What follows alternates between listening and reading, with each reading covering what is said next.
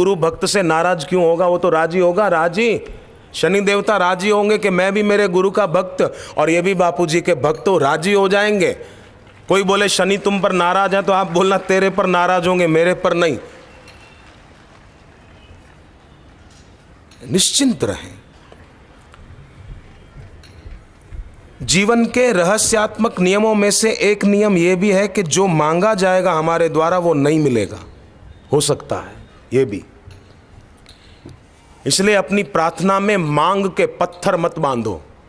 जैसे पक्षी के गले में पत्थर बांध दिया जाता है तो पक्षी आकाश में उड़ान नहीं भर सकता, उसी प्रकार ईश्वर के आगे, गुरु के आगे प्रार्थना करने बैठो तो मांग के और इच्छाओं के पत्थर मत बांधो कि ऐसा हो जाए, ये कर दे, ये कर दे। नहीं नहीं, खुदा करे कि मेरी बंदगी में ये मुकाम आए, होठों पर किसी का नाम लूं तो ये मेरे मालिक तेरा ही नाम आए और किसी का नाम ना आए। जिंदगी जिसने दी उसकी बंदगी न करे तो उसकी जिंदगी जिंदगी नहीं है, गंदगी से भरी हुई जिंदगी है। इसलिए बंदगी हो, भक्ति हो, उपासना हो, साधना हो जीवन में, नहीं तो ये जीवन किस काम का।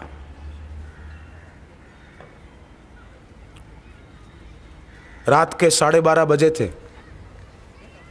एक आदमी एक सोसाइटी के बाहर खड़ा था। चौकीदार ने पूछा, ए कौन है, क्या नाम है, यहाँ क्यों खड़ा है, क्या नाम है तुम्हारा? बोले मेरा नाम शेर सिंह है। बाप का नाम शमशेर सिंह है। कहाँ रहते हो? शेरा वाली गली में। यहाँ क्यों खड़े हो? बोले वहाँ कुत्ता खड़ा है, उससे मेरे को डर लग रहा है। अब नाम है शेर सिंह, बाप का नाम शमशेर सिंह, रहता है शेरा वाली गली में और कुत्ते से डर रहा है। तो क्या तेरा नाम शेर सिंह का है का? ऐसे है तो मनुष्य और जरा जरा बात में दुखी, चिंतित, बेचैन हो रहा है और जन्म पत्री लेकर धक्के खा रहा है, जिस तिसके आगे दया की भीख मांग रहा है। दया करने वाला भीतर है और बाहर दया की भीख मांगता फिर रहा है। अंदर में अंधेरा और बाहर दिया जला रहा है। बाहर दिए जलाओ, ये प्रतीक है कि भीतर का दिया जगाओ। ये प्रतीक है, बाहर के दियों में ही उलझे मत रहो, बाहर की धूप बत्तियों में उलझे मत रहो। बाहर की धूप बत्ती प्रतीक है कि अपने प्राणों में भक्ति की सुगंध को जगाओ। बाहर का दिया प्रतीक है कि अपने भीतर की ज्योत को पहचानो। मन तू ज्योति स्वरूप, ये प्रतीक है। पर लोग बाहर के दियों पर ही अटक गए, लोग बाहर की धूप बत्तियों पर अटक गए। मंदिर के बाहर सीढ़ियों पर जूते उतार कर अंदर जाते हैं कि भाई मंदिर में जूते पहनकर नहीं जाना चाहिए। अटक गए। मंदिर में जूते पहनकर नहीं जाना चाहिए, पर मंदिर में मांग लेकर भी नहीं जाना चाहिए। घट घट के अंतर की जानत, भले बुरे की पीर पहचानत। एक पति पत्नी नागपुर के पास लाखणी है, वहां से आए थे अहमदाबाद। दोनों बहुत दुखी थे।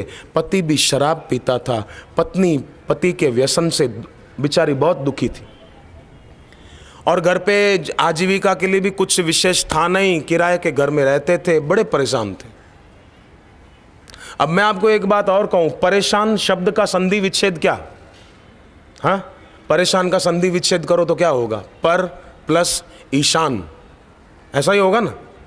परेशान, जो ईशान से पर है, ईशान माने शिव जी, शिव जी का एक नाम ईशान है।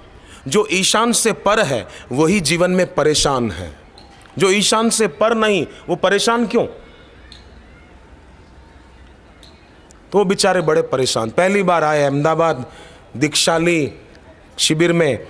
सोचा कि बापूजी से बात हो जाए, हम अपना कष्ट बापूजी को बता दें तो बापूजी आशीर्वाद देंगे, हमारा दुख दूर हो जाएगा।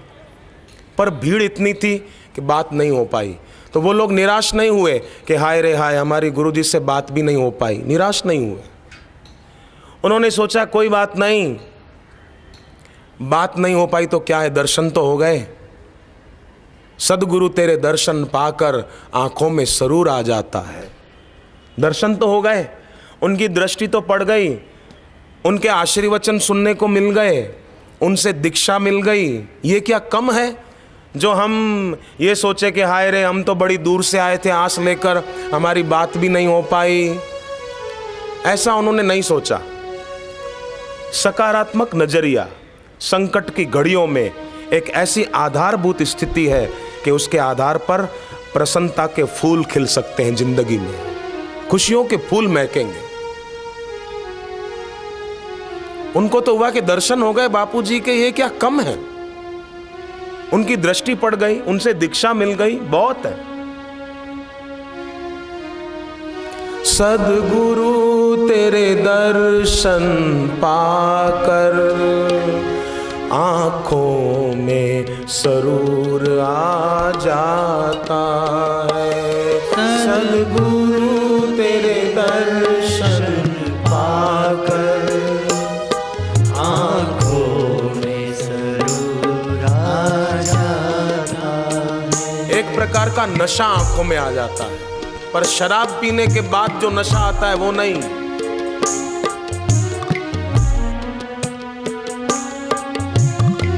एक नशा आ जाए फिर क्या होगा कि संसारी को जहां भोगों में सुख दिखता है, भक्त को भक्ति में दिखेगा। भक्त को तो लगेगा कि ये संसार के भोग दुख रूप है। जैसे दिया जलता है बाहर तो बुझने पर कालीमा छोड़ जाता है, ऐसे ये भोग भी आदमी को दुख दे जाते हैं। गीता में भगवान ने कहा दुख यो नय, इनसे दुख मिलेगा। सद्गुरु तेरे दर्शन पाकर आंखों में सरूर आ जाता है।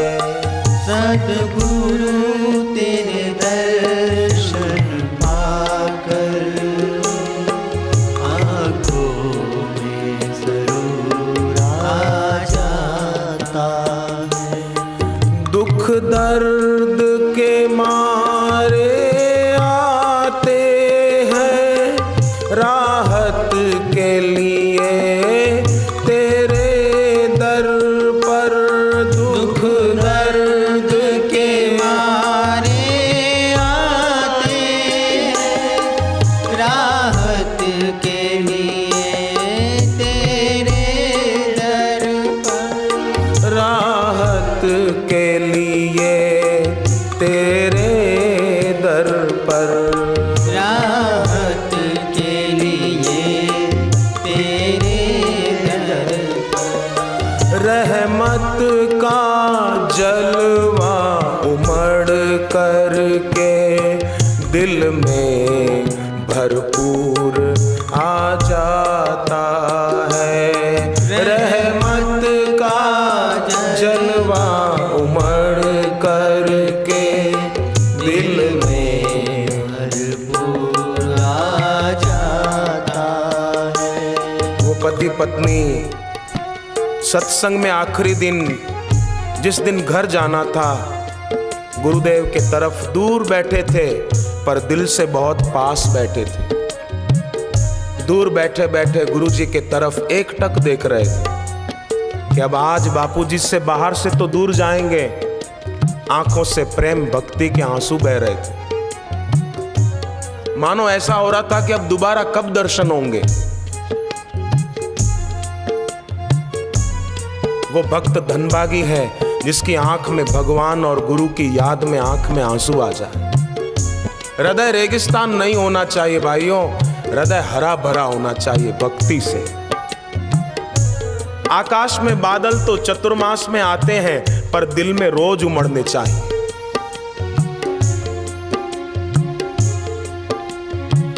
गुरु पूर्णिमा आषाढ़ के महीने में आती, आषाढ़ मास में। यह संकेत है कि भक्त के दिल में रोज गुरु पूनम होनी चाहिए, रोज प्रेम भक्ति के बादल उमड़ने चाहिए, और रोज एक दिन भी नहीं जाए कि भक्त की आंख में भगवान की याद में प्रेम के आंसू ना आए। शिष्य की आंख में सद्गुरु की याद में प्रेम के आंसू ना आए। जी भर के तुम्हें मैं देख सकूं, ये पूरी तमन्ना नहीं होती। जी भर के तुम्हें मैं देख सकूं, ये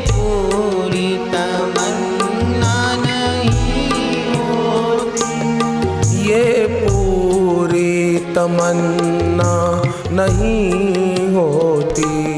ये पूरी तमन्ना नहीं होती।